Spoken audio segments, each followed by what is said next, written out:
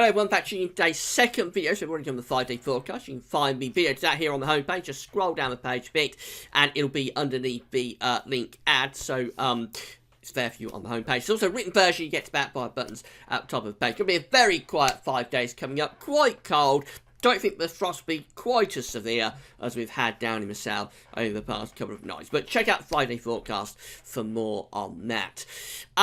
This is going to be having a look at weather next week to 10 days. So we're going beyond the 5-day forecast period into the 7-10 days away.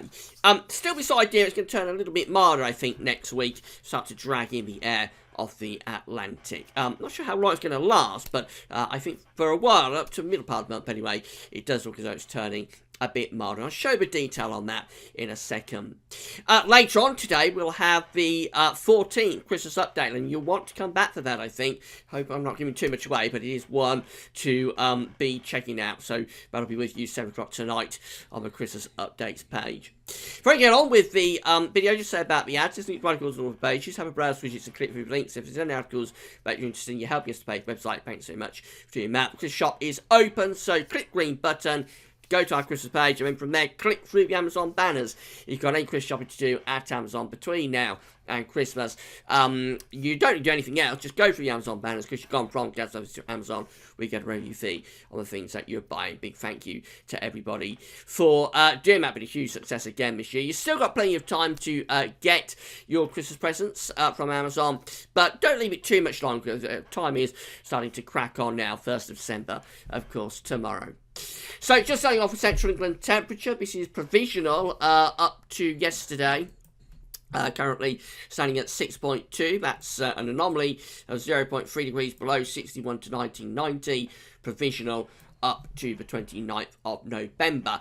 That's going to go down again when tomorrow's numbers come through, because it's really cold start across much of central England this morning. And I think this will be corrected downwards potentially by quite a large amount this month. It normally has a little bit of a downwards correction, but I think it might go down by a few tenths of a degree this month when we get the final number coming through. So I think we're going to be under 6 Celsius, somewhere around 5.9, 5.8 is where I would suspect will be with the central England temperature for November 2016 when we get the final number through. And that should be through sometime during the mid to late morning tomorrow. So we should know when we do tomorrow's update whether it has indeed come out under 6 Celsius for the central England region.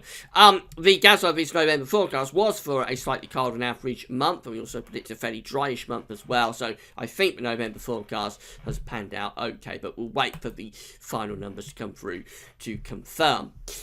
This is the stratospheric temperature at 30 HPA over the North Pole, just to show you that we are still warmer than average in terms of the temperatures in the stratosphere over the North Pole. So the grey line here is the trend in terms of the stratospheric temperatures over the pole, and we're in a cooling time of year, of course. Typically we reach our lowest point around the start of January and then start to move back up again. The black line shows where those temperatures have been in the stratosphere over the North Pole since September. This is where we start just here, September.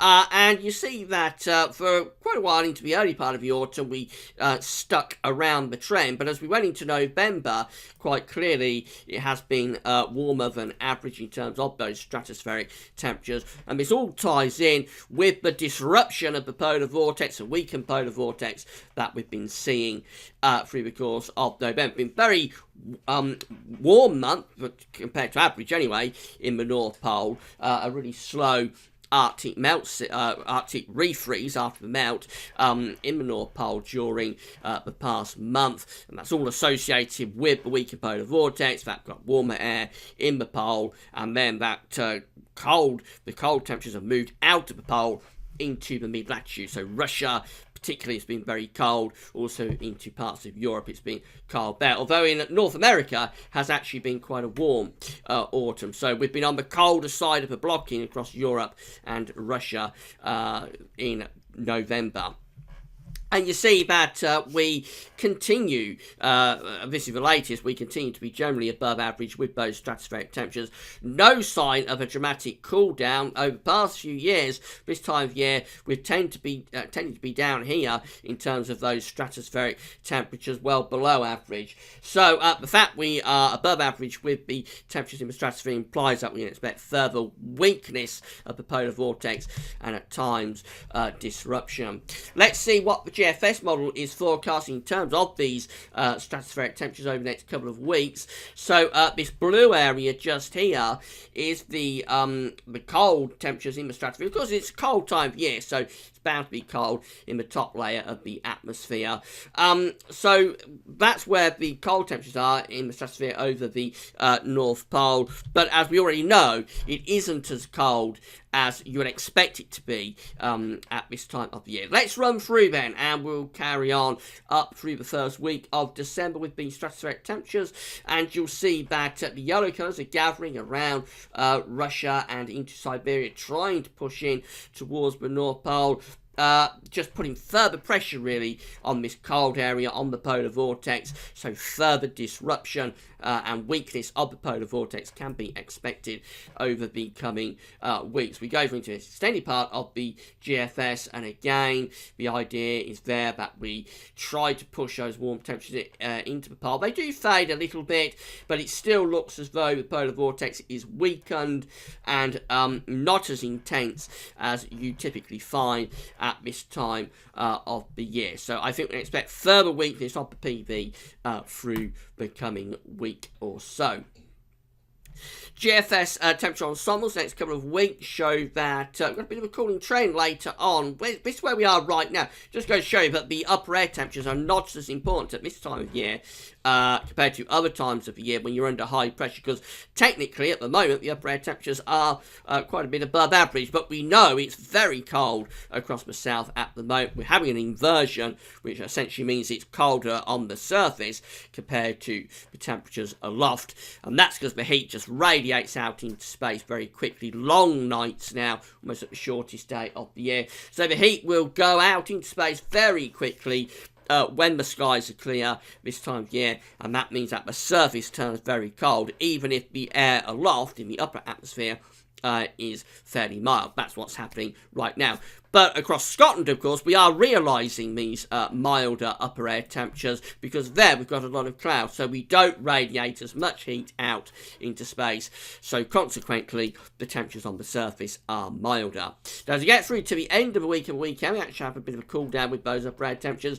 Next week, we're going above average. I think towards the middle and latter stages of next week, it will start to turn quite a bit milder, but after that through into the middle part of December, this is mid-December just here, it is in the extended range of the GFS, but quite clearly there is a cooling trend developing then, with several members of the GFS ensembles now turning really very cold indeed as we head up towards the middle part of December. We've got to keep an eye on that heading to mid-December and begin to run up to Christmas.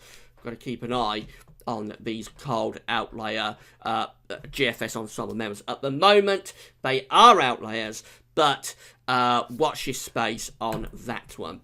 So just have a look at the GFS for the next week, 10 days. And this is how we go into Sunday. High pressure dominating the weather. Looks cold for the weekend, and there will be further frost, albeit not as severe as the frost we've had just recently. Into next week, we start pulling more of a southeasterly wind here, so that could bring some shower rain into the southwest on Monday. Moving through into Tuesday, that pushes northwards. I don't think there'll be too much rain around Tuesday into Wednesday, but there will be a lot of cloud coming up from the south, so we should lose the frost risk. Turns a little bit milder, but I would suspect it's very dank, and there might be quite a bit of fog around as well through the middle part of next week, so not particularly pleasant conditions. We go up towards day 10. High pressure stays very dominant here, generally centred just to the east of the country, and it's still there by the 10th day, which is Saturday 10th of December. Lots of high pressure dominating the weather. starting to bring quite mild air into this high pressure. So this second week of December does look milder. Beyond that, we probably see cooler or even colder air coming back in from the northwest as we start to run up towards the middle part of the month. Have a look at the ECMWF. That looks very dry and settled over the weekend. Will be further frost as well. Start of next week. Again, all looks very quiet. It is turning a little bit less cold. The wind's going into the south. I would have thought we'd have lots of cloud being dragged up from the south. Maybe damp, drizzly bits and pieces of rain. And potentially mist and fog as well. So I don't think it's going to be terribly pleasant through the early and middle part of next week. And then the high pressure fest just continues running in the second half of next week. Still loads of high pressure running up towards day 10.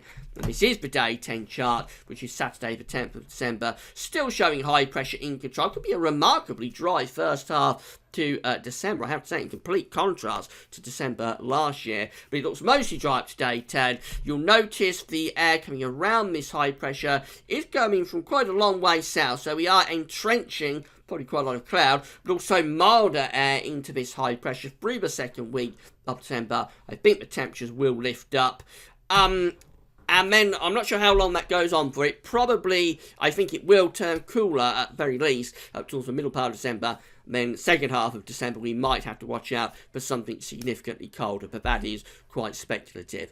So, that's how long next week, 10 days. Lots of dry and settled weather. Frosts up to weekend of the early part of next week. Then, I think we drag in a lot of cloud, probably with mist and fog as well, and pretty damp conditions, although the temperatures should start to get a bit of a boost as we move into the second week of the month. So milder, but still lots of dry conditions for week 2 of December. That's the plan at the moment. Right, come back later on when we'll do the 14th Christmas update. It's not to be missed, so come back for that tonight. That's all for now. Thanks for watching.